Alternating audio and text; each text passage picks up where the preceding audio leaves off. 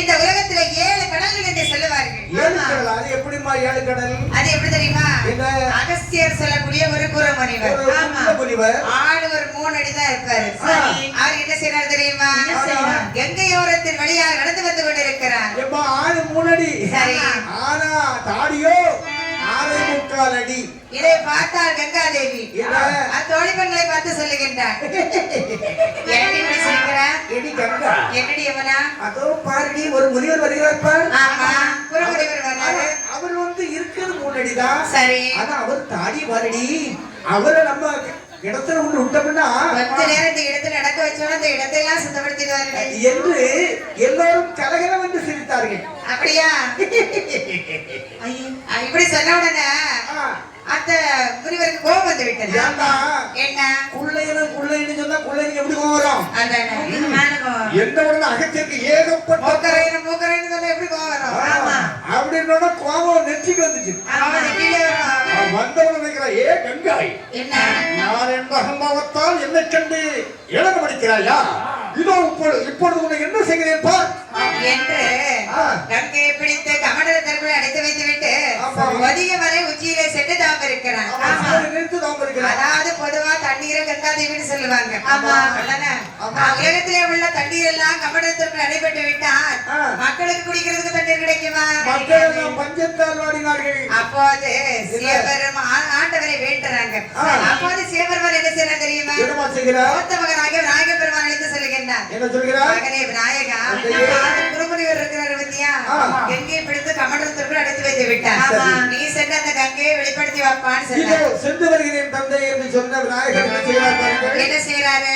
அதான் இவரோ தவத்திலே இருக்கிறார். இந்த கமண்டலத்தை என்ன செய்யலாம் என்று நினைத்தவர் காக்கு ரூபம் கொள்கின்றார். அப்படி காக்கு ரூபம் கொண்டு அந்த கமண்டலத்தின் மேல இருந்தார். பாத்தீங்களா? திடீர்னு கண் விழித்து பார்க்கிறார். காக்கை இருக்கிறது.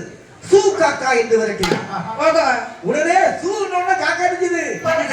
அடிச்சுட்டு வருதுல்ல, கமண்டலமானது உருண்டோடியது. அந்த கங்கையாரை திருகாலை கலந்தது. கங்கை வெளிப்படுகிறார். கை கொண்டு கலக்கிறாரு. தண்ணீரை கை கொண்டு தடுத்தா நிற்குமா? 7 முறை தடுத்தால் 7 கடலாகவே பாவிக்கின்றார். இப்படி இப்படின்னு வச்சாரு. இதான் 7 கடல். அப்படியா? 1ஆம் கடல் என்ன கடல்? கடல். 2ஆம் கடல் கருப்பு கடல். 3ஆம் கடல் மோர்கடல். 4ஆம் கடல் தயிர் கடல். 5ஆம் கடல் திருப்பால் கடல். 6ஆம் கடல் நல்ல தண்ணீர் கடல். 7ஆம் கடல் பெருங்கடல். இந்திய பெருங்கடல். இந்த 7 கடலுக்கு வந்த பிறத்திலே ஒரு இருட்டு நாடு. அங்கே ஒரு பெரிய ஆலவிருட்சம். அதாவது ஒரு மரம் வளரணும்னு என்ன வேணும்? சூரிய ஒளி வேணும். சூரிய ஒளி வேணும். தண்ணீர் வேணும். காற்று வேணும். ஆனா இருட்டு நாட்டுல எப்படி மரம் வந்து? அப்ப அந்த மரம் இருட்டு மாதிரி இருக்கு. ஆலமரம் இருந்துச்சு. அதனுடைய அருகாமையிலே சுனை இருக்கிறது. சுனைக்கு பக்கத்திலே மாணிக்க விளையக்கூடிய பாறை. பாறைக்கு அருகில நிறைய புற்றுகள் இருக்கிறது. அண்ணாச்சி புற்றுல என்ன இருக்கும்? புற்றில் இருக்கும் பாம்பு சத்தியமாய் நீ நம்பு. சக்தியின் வடிவம் பாம்பு. இருக்கும் பாம்பு தான் சொல்லுங்க தவிர அது பாம்பு புற்று பாம்பு புற்றுல பாம்பு இருக்கும். நிறைய புற்றுல கூட பாம்பு இருக்கும். ஆமா ஆமா. ஏன்னா அது இருக்கிறது பாதுகாப்பு ஒரு இடம் வேணும் இல்லவா? அதுல நிறைய பாம்புகள் இருந்தாலும் கூட தலைமை பாம்பு இருக்கும் அல்லவா? அதனுடைய பேர் என்ன தெரியுமா? ஆணிப்பொன்னு சொல்லக்கூடிய பாம்பு. அந்த பாம்பு தக்க தருணத்திலே நஞ்சை கக்கி வைத்து விட்டு வயசாகி போச்சு. அந்த விஷமான தொண்டையில இருந்து கம்மிட்டே இருந்து அப்படி திடீர்னு விஷத்தை கக்கி விட்டது. பார்த்தார் சக்தி வருவன். ஆஹா, நஞ்சுகளவா இந்த பாம்பானது கக்கி விட்டது என்று நினைத்த சக்தி முனிவர் என்னமா செய்யறாரு? இந்த நஞ்சை இப்படி விடக்கூடாது என்று அவருடைய சக்தியினால் 7 பெண்களாக பிறவி செய்கின்றார். அது யாருமா 7 பெண்ணு? நீலே என்றதே பெற்ற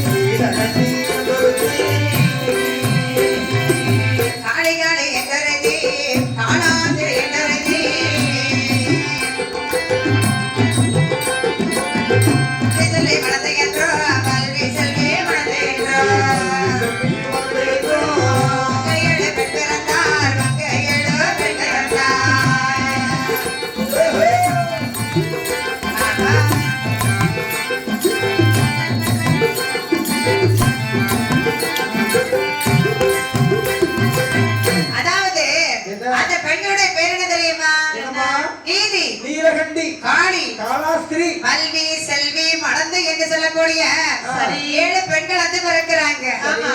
அந்த 7 பெண்களும் ஆண்டவருடைய அருளினால் வாழ்ந்தார்கள். காற்றை சுவாசித்து இயற்கையிலே கிடைக்கும் கனிவுகளை சாப்பிட்டு நாளொரு வேலையும் பொழுது வண்ணமாக வளர்ந்து பெரிய மனுஷியாகிறார்கள். ஆமா, திருமண பக்குவத்தை அடைகிறாங்க. அப்போது அவங்களுக்குள்ளே ஆசை ஏற்படுகிறது. என்னம்மா ஆசை? அக்கா உனக்கு ஏதாவது ஆசை இருக்கிறதாடி? எடி என்ன சொன்னா நீ தப்பா நினைக்க கூடாது. சொல்லடி, தப்பா நினைக்க மாட்டேன். எடி எனக்கு உனக்கு மாப்பிள்ளை இல்லாமல் மணி குழந்தை வேண்டும் என்று ஆசையாக இருக்கிறது. அப்படியா? உனக்கு ஏதாவது ஆசை இருக்கிறதாடி? எனக்கு ஆடவர் துணை இல்லாமல் ஆண் வந்து இடையில ஆசையா இருக்குடி. உனக்கு ஏதாவது ஆசை இருக்கடி? இல்லையா? உனக்கு ஏதாவது ஆசை இருக்கடி? வண்டி ஏத்தி உனக்கு ஏதாவது ஆசை இருக்கடி? எங்களுக்கு இந்த கடலை வேண்டாம், நாங்க ஒரு இடே போயிடுறோம். கடலை வேண்டாம். ஆமா, என்று நான்கு பெண்கள் கல்யாணம் வேண்டாம் குழந்தை வேண்டாம் அந்த நோக்கமா சென்று விட்டார்கள். 3 பெண்கள் ஆடவர் துணை இல்லாமல் ஆண் குழந்தை அடைய வேண்டும் என்று ஆண்டவனாகி ஆதி சிவபெருமானை நினைத்துதான் இருக்க இதை அறிந்தாள் பார்வதி. பகவானை பார்த்து சொல்றாங்க, சுவாமி உங்களை நினைத்து 3 பெண்கள் தவறு இருக்கிறாங்களே சுவாமி, அவங்களுக்கு குழந்தை பாக்கியம் கொடுக்க கூடாதா பகவானே? என்ன அவர்களுக்கு குழந்தை செல்வம் கொடுக்கலாம். சரி, ஆனால் அவர்கள் என்ன நினைத்து தவம் இருக்கிறாங்க தெரியும்? எப்படி சுவாமி தவம் இருக்கிறாங்க? ஆடவர் துணை இல்லாமல் ஆண் குழந்தை வேண்டும் என்று கேட்கிறார்கள். அது எப்படி கொடுக்க முடியும்? அதுதான் யோசிக்கிறேன். ஆனா தவம் இருக்கக்கூடிய பெண்களுக்கு வரம் கொடுக்கணும் அல்லவா சுவாமி? அப்பனா வேற யாரால் முடியும்? கிருக மேலையிலே சக்தி முனிவர் என்று ஒருவர் இருக்கிறார். சரி, அவரை நினைத்து தவம் இருந்தால் தவம் இருந்தா அவர் அதுக்கான அருளை புரிவார். அப்படின்னா யாரு சுவாமி இந்த பெண்களிடத்துல போய் சொல்றது? நீயே சொல்லிவிடு பார்வதி. என்று அன்னையாகி ஆதிபராசக்தி பார்வதா தேவியானவள் பெண்களிடத்திலே வருகின்றான். பெண்களே, நீங்க ஏமா இப்படி கடுமையான தவம் இருக்கிறீங்க? அம்மா, என்ன நாங்களும் கல்யாணமாக கன்னி பெண்கள் பார்த்த உடனே தெரியுது. எங்களுக்கு ஆடவர் துணை இல்லாமல் ஆண் குழந்தை வேண்டும் என்று ஆசைமா. நீங்க யாரை நினைத்து தவம் இருக்கிறீங்க? ஆதி சிவனை நினைத்து தவம். சிவபெருமான் நினைத்து நீங்க தவம் இருக்க கூடாது. நான் ஆதிசக்தி பார்வதி வந்திருக்கிறேன். பார்வதி நீங்களா? கும்பிடுறதாயோ என்ன அப்படி என்றால் நாங்கள் யாரை நினைத்து தவம் இருக்க? சக்தி முனின்னு சொல்லக்கூடிய ஒரு முனிவர், அவர் பெரிய மலையிலே நிச்சயிலே இருக்கிறார். அவரை நினைத்து நீங்கள் தவம் இருந்தால் சக்தி முனிவருடைய அருளால் உங்களுக்கு குழந்தை பாக்கியம் கிடைக்கும். அம்மா, என்ன உங்களுடைய ஆசை நிராசையாக ஆகிவிடுவோம் என்று நினைத்தோம். தக்க நேரத்திலே நல்ல பதிலை சொன்னீர்கள் அம்மா. அப்படியே செய்கிறோம் என்று பெண்கள் சக்தி முனிவரின் வருகைக்காக தவம் இருக்கின்றார்கள். தவமே புரிந்திடவே, தவமே புரிந்திடவே சக்தி முனிவரும் தான் அறிந்து தவமே புரிந்திடவே புரிந்திடவே